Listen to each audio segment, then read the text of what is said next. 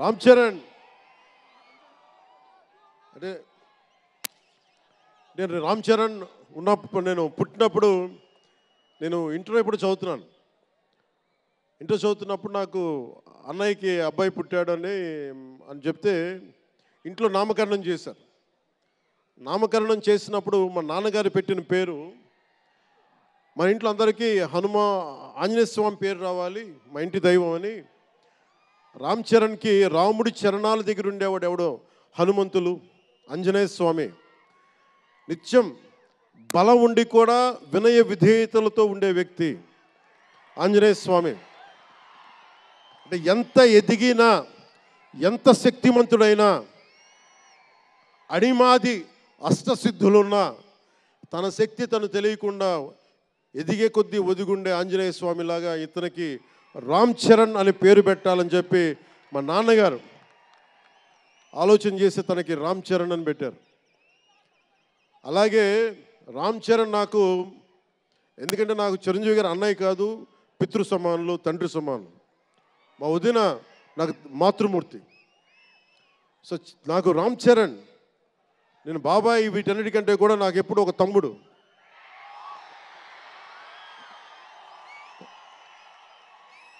చిన్నప్పుడు బాగా ఏడిపించేవాడిని. నేను ఇంకా బద్ధకంగా ఉండేవాడిని. అంటే కరెక్ట్గా చెప్పాలంటే నేను తమ్ముడు సినిమాలో నా క్యారెక్టర్ లాగా ఉంటే రామ్ చరణ్ 7 ఏళ్ల వయసు, నా రెండో కొడుకు అంత వయసు ఉండేది. ఇప్పుడు ఆ వయసులో తెల్లవారుజామున చలిలో హార్స్ రైడింగ్ నేర్చుకోవడానికి మొత్తం ఆ హెల్మెట్తో పాటు అన్నీ పెట్టుకొని షూస్ అన్నీ సర్దుకొని రాత్రే నేను సోఫాలో పడుకొని ఉంటే వచ్చి పాపం నన్ను లేపి ఇంకా నేను పడుకునేవాడిని.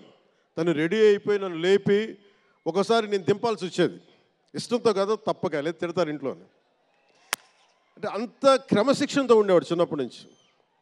నాకు రామ్ చరణ్లో నచ్చింది ఏంటంటే ఇంత ప్రతిభా సమర్థత ఉందని ఎప్పుడు తెలియదు ఎవరికి కూడా. ఇంత శక్తి సమర్థత ఉంది ఈ వ్యక్తులు ఎప్పుడు మాకు తెలియలేదు. ఎప్పుడు ఇతను నేను డ్యాన్స్ చేయటం ఎప్పుడు చూడలేదు నా లైఫ్లో, సినిమాలో తప్ప. ఇంక సినిమాలో మాకు వ్యక్తిగత జీవితం నేను ఎప్పుడు చూడలే. అసలు మ్యూజిక్ వేస్తే కాలు కూడా ఆడించడు, కానీ అంత అద్భుతమైన డాన్సర్. అలాగే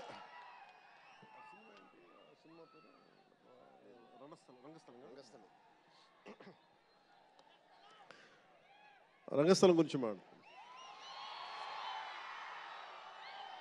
సుకుమార్ గారి డైరెక్షన్లో రంగస్థలం నాకు నటన చూసి ఇతనికి బెస్ట్ యాక్ట్ అవార్డు రావాలని మనస్ఫూర్తిగా అనిపించింది. అంటే అంత గొప్ప పెర్ఫార్మెన్స్ చేశాడు. భవిష్యత్తులో ఇతను ఉత్తమ నటుడు కూడా కావాలి, ఉత్తమ నటుడు అవార్డు అందుకోవాలి. ఎందుకంటే తనకి ఇక్కడ పెరగల, ఆంధ్రాలో పెరగల. కీలకమైన సంవత్సరాలన్నీ తమిళనాడులో పెరిగాడు, కొంత హైదరాబాద్లో, తెలంగాణలో పెరిగాడు. ఇక్కడ గోదావరి జిల్లాల తాలూకు భావాలు, కల్చరు ప్రత్యక్షంగా ఎప్పుడు చూడాల.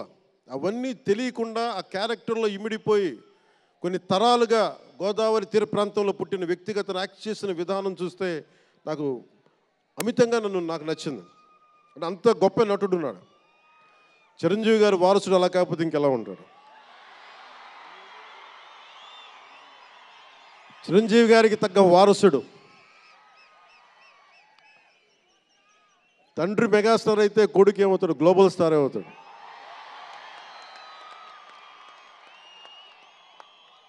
చిరంజీవి గారిని ఎందుకు అంటే ఎక్కడ గుర్తు పెట్టుకోవాలంటే అంటే నాకు మా అన్నయ్య అంటే ఎందుకు గౌరవం, మొన్న కూడా ఇంట్లో అప్పుడప్పుడు చెప్తా ఉంటా. ఆయన ఒక మొగల్తూరు నుంచి వచ్చిన వ్యక్తి, ఎవరు ఆధారం లేరు. మీరు ఇంతమంది లక్షల మంది ఇక్కడ ఉన్నారు, జనం ప్రజలందరూ ఉన్నారు. మనకి ఎవరో ఒకరు ఉండాలి అని అనుకోకర్లా, మీకు మీరే ధైర్యం. మీరు అనుకుంటే మీరు సాధిస్తారు. గుండె లోతుల్లో నుంచి నేను సంకల్ప బలం ఉండి దానికి తగ్గ పట్టుదల, కార్యదక్షత ఉంటే మెగాస్టార్ చిరంజీవి గారిలాగా ఎలా సాధించగలరో ప్రతి ఒక్కరూ మీరు కోరుకున్న దాంట్లో సాధించగలరు. అంటే ఆయన ఒక్కడు పెరిగి మా అందరికీ ఆశ్రయం ఇచ్చాడు, ఊతం ఇచ్చాడు. ఆయన ఊతం వల్లే నేను ఈ రోజున మీ అందరికీ కూర్చొని మారుమూల ప్రాంతాల్లో భయపడటానికి, అందరూ భయపడే రోడ్లకి వెళ్ళగలుగుతున్నాను, రోడ్లు వేయడానికి అంటే ఆ మూలాలు చిరంజీవి గారు మాకు నేర్పించింది. అంటే ఇది ఎందుకు చెప్తున్నానంటే, నేను చిరంజీవి గారిని ఎంత కష్టపడేవారు ఆయన కష్టపడి బయటికి వచ్చి ఇంటికి వస్తే నేను అర్ధరాత్రి పూట వెయిట్ చేసేవాడిని అక్కడ సోఫాలో పడుకున్నాను హాల్లో. మా అన్నయ్య గారు ఎప్పుడు వస్తారు, ఆయన ఎంత కష్టపడేవారంటే కనీసం వచ్చి షూలు ఇప్పుకోవడానికి అసలు శక్తి ఉండేది కాదు. అలిసి సొలిసి ఒళ్ళు కుమిలిపోయి, అంటే ఏమంటుందని అసలు కందిపోయి దెబ్బలు తిని, ఎందుకంటే అప్పుడు సేఫ్టీ మెకానిజం లేదు. మన గుండా షూటింగ్ టైంలో మన ఏదో అనకాపల్లి వెళ్తుంటే ఇక్కడే చిరంజీవి గారు చేశారు, ఎవరు ఆయన సన్నిహితులు చెప్తా ఉంటే, ఆ పడిపోయి ట్రైన్ కింద యాక్సిడెంట్లో కాలు ఫ్రాక్చర్ అయ్యి, అలాంటి ఒక సేఫ్టీ లేని పరిస్థితులు ఆయన చేస్తూ ఇంటికి వచ్చేటప్పటికి మాకు చేయగలిగేది ఏంటంటే, మాకు గిల్టీగా ఉండేది. తమ్ముడు సినిమాలో నేను ఎలా ఉండేవాడిని, ఆకతాయిగా తిరుగుతా, అలా నాకు అలా అనిపించేది నా జీవితం. అలా లేననుకోండి, కానీ మా అన్నయ్య వచ్చేటప్పటికి ఏదైనా చేద్దామని తపంతో పాపం ఆయన సాక్స్ తీస్తే కాళ్ళు వాచిపోయాయి, ఆ షూ కూడా వచ్చేది కాదు, చెమటతో తడిచిపోయేది. ఆయన షూలు తీసి ఆయన పాదాలు తుడిచి అది చేస్తే మాకు ఒక చిన్నపాటి ఉపశాంతి మాకు లభించేది. ఎందుకంటే ఇంత కష్టపడుతున్నాడు ఇంతమంది కోసం అనేది. అంటే అలాంటి కష్టాన్ని చూసి పెరిగాడు రామ్ చరణ్. అందుకే ఎందుకు ఆయన గురించి చెప్తున్నానంటే, మేము ఎప్పుడూ దీన్ని అహంకారంగా తీసుకోవాలి. మెగా అభిమానులు ఇలాంటి పదాలు మేము ఎందుకు మాట్లాడమంటే, ఇక్కడ అందరి హీరోల అభిమానులు ఉన్నారు. జూనియర్ ఎన్టీ, మీరు అందరు సినిమాలు చూస్తారు. రామ్ చరణ్ ఒక సినిమాని ఎక్కువ ఇంకొక హీరోని ఇష్టపడచ్చు, ఒక హీరోని ఎక్కువ ఇష్టపడచ్చు. జూనియర్ ఎన్టీఆర్ గారిని ఇష్టపడతారు, అల్లు అర్జున్ గారిని ఇష్టపడతారు, అలాగే ఒక ప్రభాస్ గారిని ఇష్టపడతారు. ఇంకా హీరోస్ పేర్లు అందరూ చెప్పు ఒకసారి, మర్చిపోయి. ఘట్టంనేని మహేష్ గారిని ఇష్టపడతారు. అంటే నేను ఎందుకు అందరి హీరోల, క్షమించాలి, అందరి హీరోల అభిమానులని పేరు పేరున నేను సమయం తక్కువ ఎక్కువ మంచి అందరి హీరోలు పేరు పేరున చెప్తున్నాను. చిన్న చిత్తగా అట్లని చెప్పట్లా. ఎవరైనా సరే, ఏ స్థాయి హీరోలు అయినా సరే వారు ప్రత్యేకించి అభిమానులు ఉంటారు. నాని గారు ఉన్నారు, ఆయనకి ప్రత్యేకించి మా ఇంట్లో చాలామంది అభిమానులు ఉన్నారు. మా సిస్టర్ చాలా నచ్చుతారు మా చెల్లికి నాని గారి సినిమాలు. ఇలాగా మా ఇంట్లో అందరికి కూడా మాకు మా చిరంజీవి గారు మాకు నేర్పించింది ఒక హీరోని ద్వేషించే పని మాకు ఎప్పుడు మాకు తెలియదు. మాకు చిన్నప్పటి నుంచి మా జీవితంలో కళమా తల్లి సాక్షిగా చెప్తున్నాం, ఎప్పుడు కూడా మా ఇంట్లో ఈ హీరో సినిమా పోవాలి, మేము ఉండాలి, మా ఇంట్లో ఎప్పుడు లేదు. అసలు ఆ సంస్కృతి మా ఇంట్లో లేదు. అందుకు మేము అందరం బాగుండాలని కోరుకుంటాం. ఎందుకు బాగుండాలని కోరుకుంటామంటే, సర్వే జనం సుఖినో భవంతు అని చెప్పి మా నాన్న నేర్పించిన ఇది మాకు సంస్కృతి. అది వాళ్ళే మేమే బాగుండాలి, వాళ్ళు బాగుండకూడదు అనుకుంటే ఎకానమీ తిరగాలి, అందరి దగ్గర డబ్బులు ఉండాలి, అందరూ బాగుండాలని కోరుకుంటాం. అలాంటి పరిస్థితుల్లో, అలాంటి వాతావరణంలో పెరిగాం. రామ్ చరణ్ అలాంటి వాతావరణంలో పెరిగిన వ్యక్తి.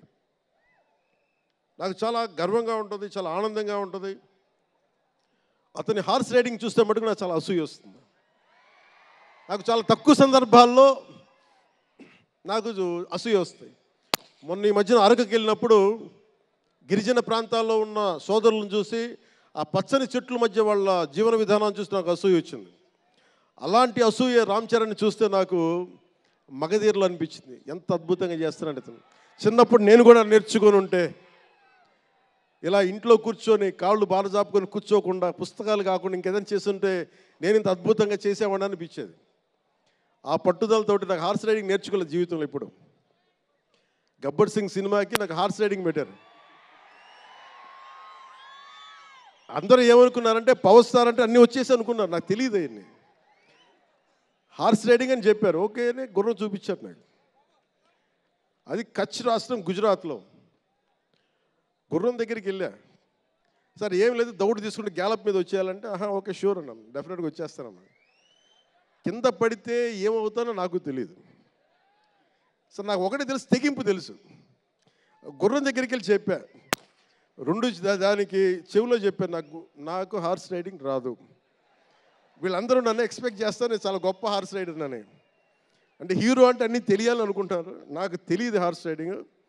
దానికి ఒక పంచదార ముక్కను చిన్న క్యారెట్ పెట్టా, జాగ్రత్తగా తీసుకెళ్ళి నాకు వదిలేవాను.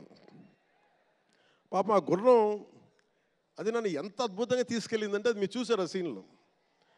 నేను అందరినీ మోసం చేశాను ఆ సినిమాలో. నాకు హార్స్ రైడింగ్ రాకుండా సినిమా వరకే హార్స్ రైడింగ్ వచ్చినాయి కదా. అలాంటి అంటే నాకు ఇది మాకేంటంటే మాకు సినిమాల్లో చూసినవన్నీ నాలాగా కాకుండా అన్నీ చాలా సుశిక్షితమైన ఒక నేర్చుకున్న వ్యక్తి ఇతను రామ్ చరణ్. ఒక డ్యాన్స్ కానీ ఎక్కడో ఇంగ్లాండ్కి వెళ్ళి అక్కడ డ్యాన్స్ ఇన్స్టిట్యూషన్స్లో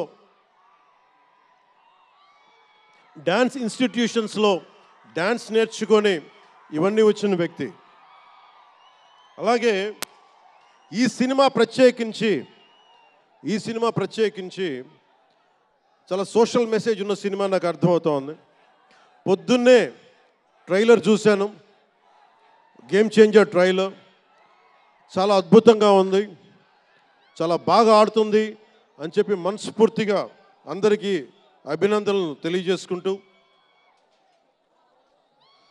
ప్రత్యేకించి శంకర్ గారికి నాకు మనస్ఫూర్తిగా అభినందనలు తెలియజేసుకుంటూ, అలాగే తెలుగు చిత్ర పరిశ్రమకు సంబంధించినంత వరకు ఇది ఓజీ గురించి చెప్తాను, లాస్ట్లో చెప్తాను.